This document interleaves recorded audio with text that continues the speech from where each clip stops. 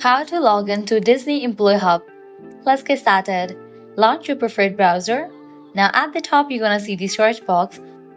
Over there, type in Disney Employee Hub login and then search for it. Different website links will appear. Navigate to the very first one website option, open it. You will be directed to the login page. Now from here, you can easily get access to your account. All you have to do is provide the credentials. First up, go ahead and type in the company email or ID. If you want to save it, check in for the option of Remember Me. Then, type in your password. If you have any issues logging into your account, click on the option of Need Help and go through it. After you provide all the details, click on Login, and just with that, you will be logged into your account. So this way you can easily log into Disney Employee Hub. This was really simple and quick process.